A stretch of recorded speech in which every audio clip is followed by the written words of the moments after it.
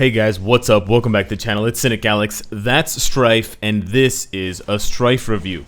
So we're going to be talking about the character today after extensive testing and me getting him to level 66 stars and fully equipping him with the CTP, ISO 8 set, etc.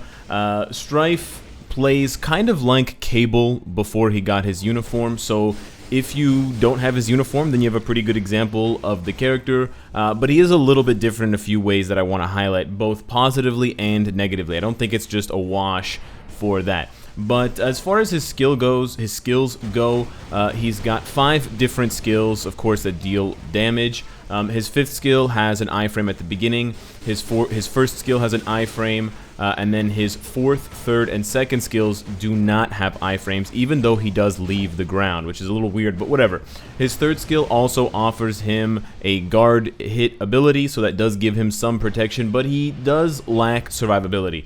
He's got also invincibility, I believe, on his 5th skill, this punch down on the ground. Keep in mind that the blue meteors you're about to see from the punch, if they land, there we go, those will only land if Strife actually hits the ground with the 5th skill. So if you cancel the 5th skill early, you don't get those sweet meteors. His 1st skill also creates an effect at the end.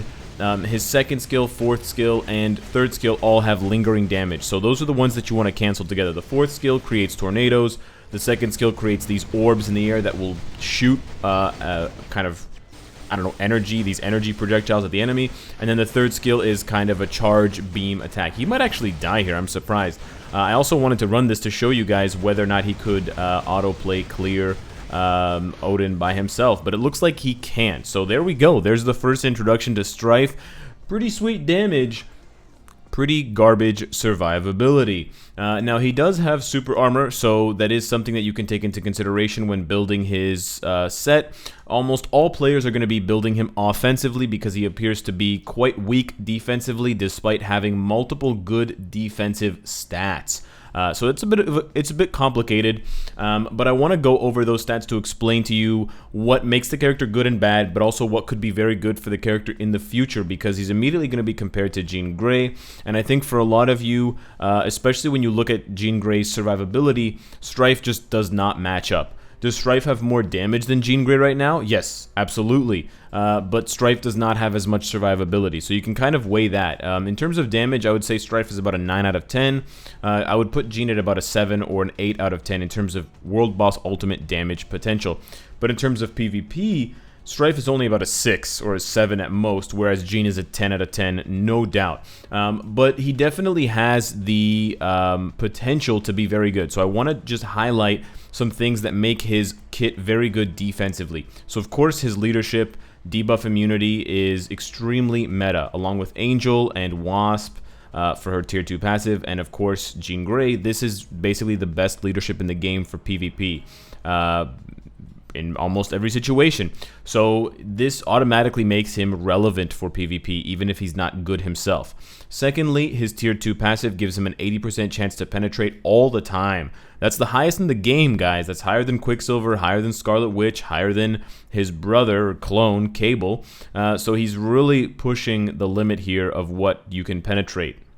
And he also has super armor. Now, super armor gets penetrated, of course. You can see there, chance to penetrate with super armor. So ideally, for defensive purposes and for PvP, you need to give him an obelisk with guard break immunity to avoid that. However, I'm going with a CTP of energy because, like I said, most players build him offensively, not defensively.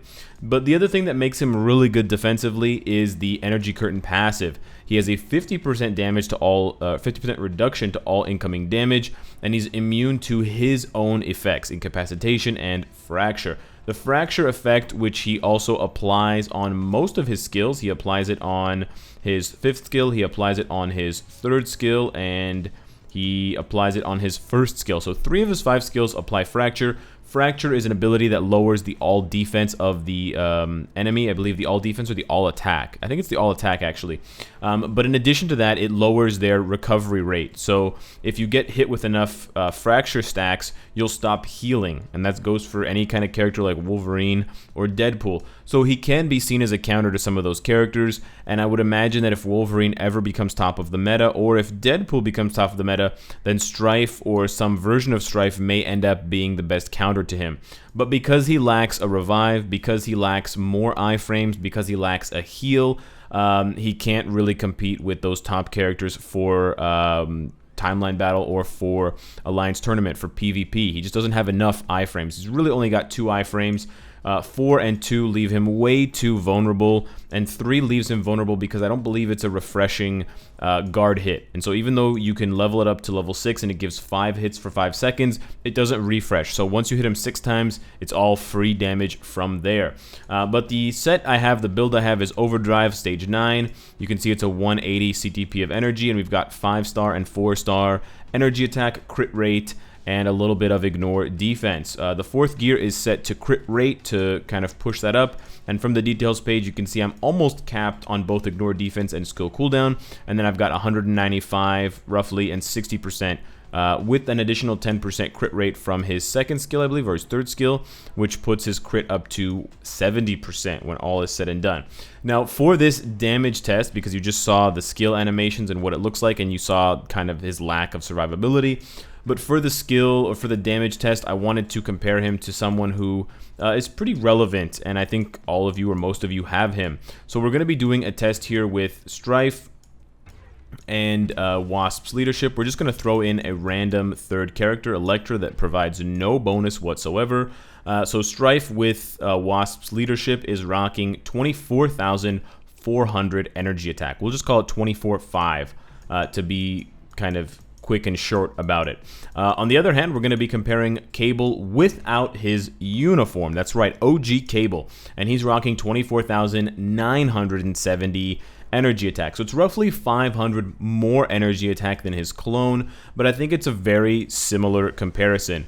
And much like Cable with his without his uniform, Strife kind of feels like a one-trick pony when you play him in World Boss. He does one thing very, very well, stack the damage and let it fly, but he's very vulnerable to damage, to dying, and if you can't pull off that one trick because your phone is lagging or because you're just not quick with your fingers, you're going to have a hard time really making use of the character.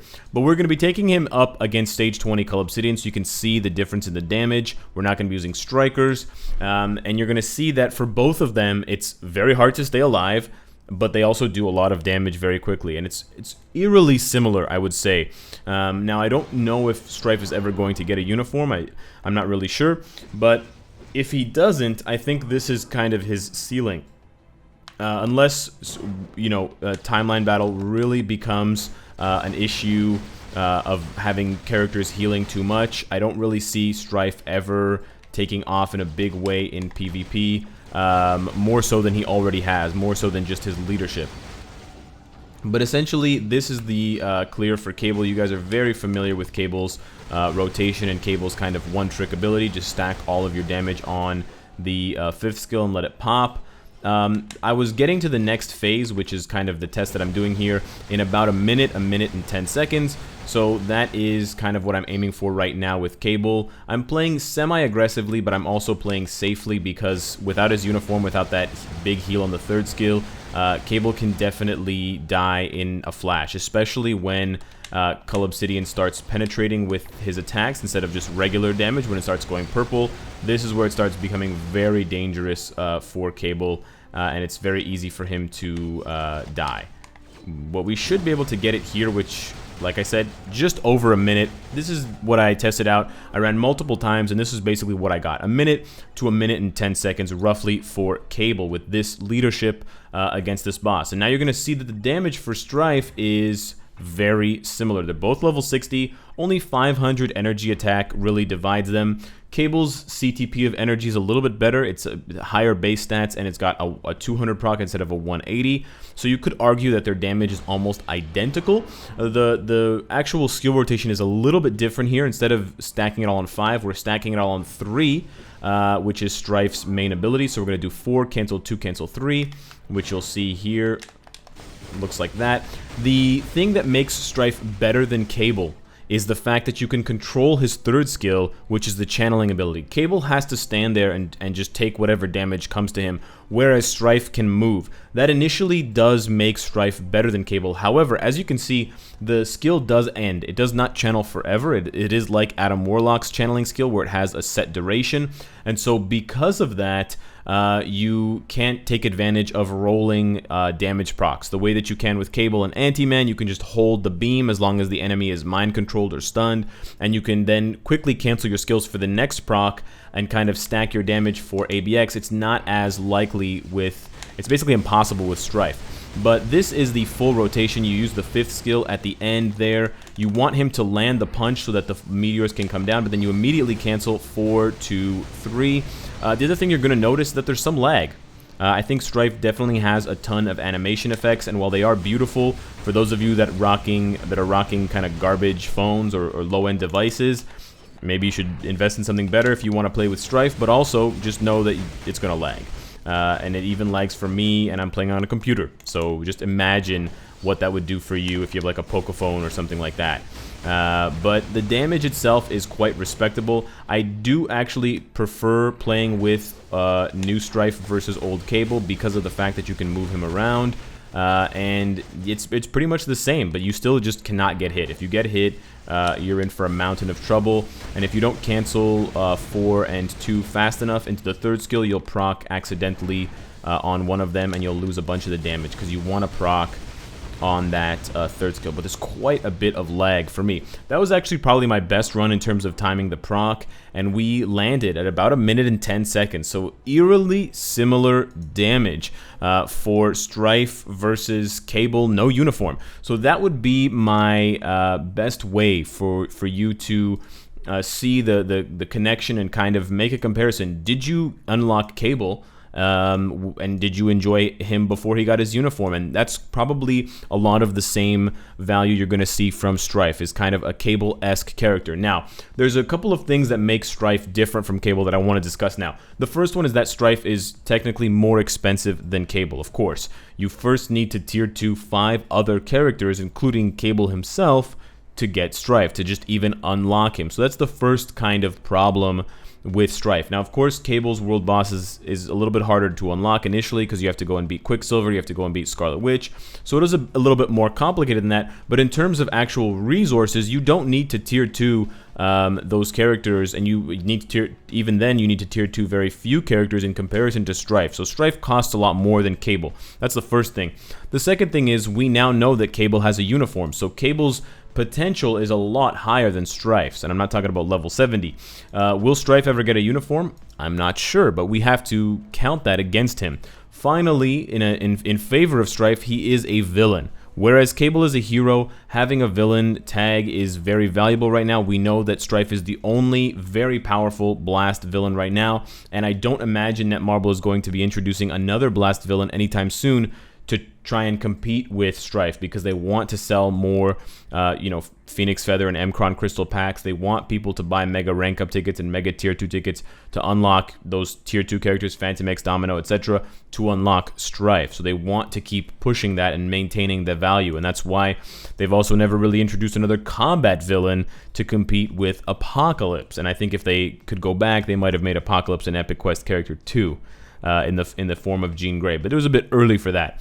But that is my assessment of Strife. He's a nuke type character, one trick pony. Just stack all your skills on one ability and just let it rip. If that interests you, if that excites you, or if you need him for Extreme Alliance battle, go ahead, build him up. This is a pretty standard build to follow, and you won't be dissatisfied with the results. However, if you think you have enough nukes on your team, the cost of Strife is a bit prohibitive, I think, in this climate. With so few game modes that require characters like Strife, I think ABX and high-level World Boss Ultimate are essentially the only ones. He's not even used for Alliance Tournament, and do you really want to spend that much for a Conquest battle every 2 hours? Probably not. But those are my thoughts, both negative and kind of positive and neutral. Let me know what you guys think of Strife. Let me know what you think of the review. Subscribe if you enjoyed the content and you want to support me. Hit the bell if you don't want to miss any of my videos. And of course, if you like what you see, I hope to see you again tomorrow. Take care.